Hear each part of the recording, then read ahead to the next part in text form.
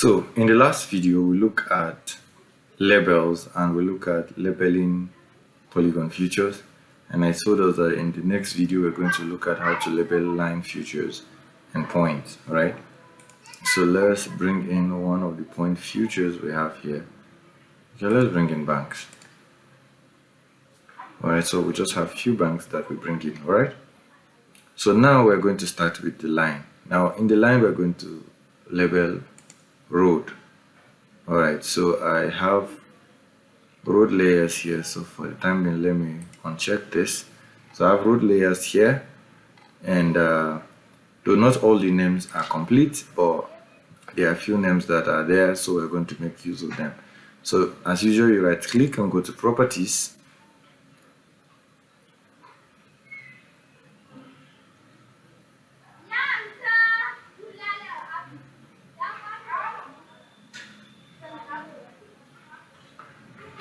So on properties, you go to labels and you label features in this layer. So we have labeled all the features the same way. Okay. Now we go to placement and then we change it to curve. Now we say either above or below, and then if you have any orientation, whether it's a line or whatever, you can make that. If it's a page, so you are seeing what it's doing here, so it's the same thing, but then let's leave it on page. Then you have an offset. Maybe you have an offset you want to, and then you have a best location. All of that you can also have a change.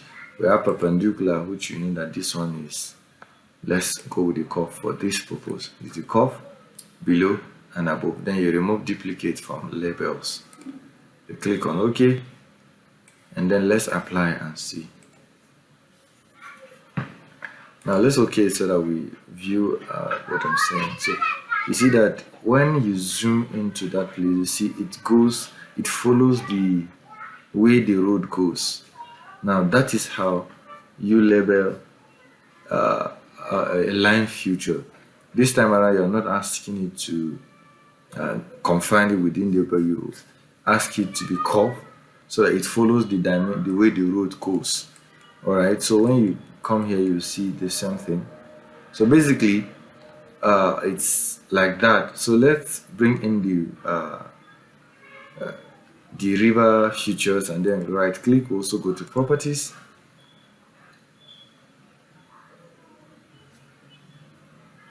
And then we check on the label feature the same way. Go to properties and we do the same thing just like we did for that other side, and we released it.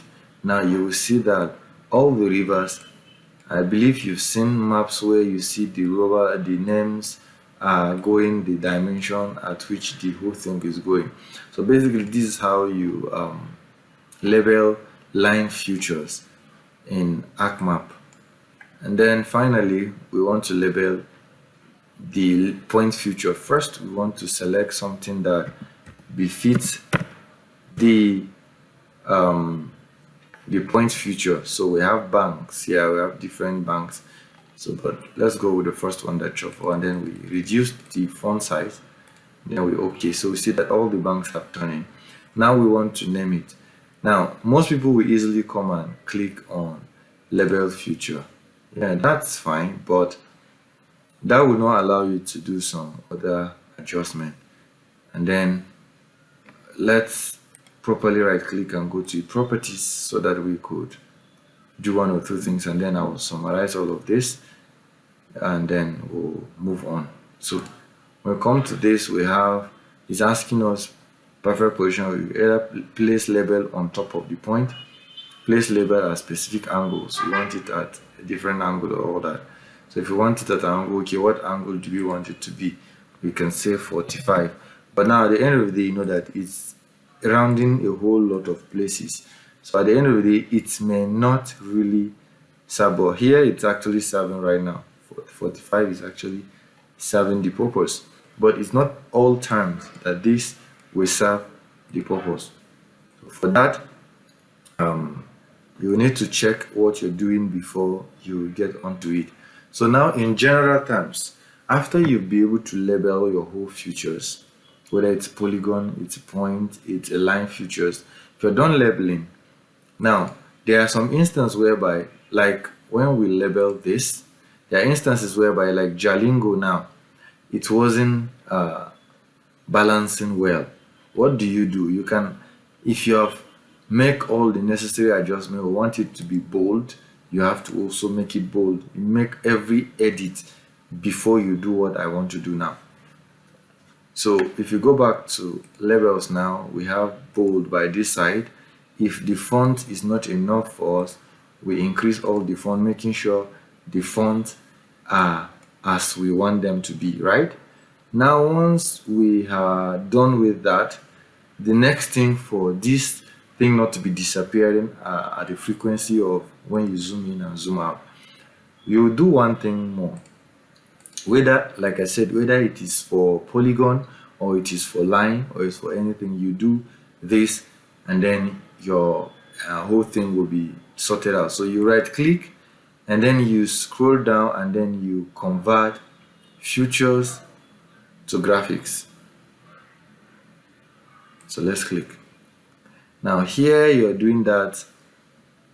Yes, it's on the LGA, and sorry, not to graphics, annotation. You convert labels to annotation. Yes, and this is on the map, not on the database. If you set on the database, it means it's going to convert everything that is in the database. At the end of the day, you have nothing to. So all right, so we'll convert this to annotation. Now what this has done is that it has made them into selectable layer, so you can now make edit individually. So meaning you want it to be 45 degrees all, you will have done that before this time around. If you wanted the font to be bigger, you also must have done that before now. Now that will mean no matter how you zoom in and zoom out, it will not disappear any of the whole thing, but everything will be on their own. So if you want to edit now, let's take for instance, I want to edit now, let's say the font it's not enough for me. I'll have to do this for all the fonts here. So which means, that's why I said you have to have done your entire editing, increase the font to the way you want, make it to how you want it to look like before you convert to annotation. So once you convert to annotation, it will allow you to edit it separately, one, and two, it will also allow you to for if you zoom in and zoom out, it will no longer be disappearing. So this brings us to the end of this video on labels. So I will see you in the next video. We're done with ArcGIS ArcMap basics, so we'll be moving into geodatabase and shapefile. So see you in the next video.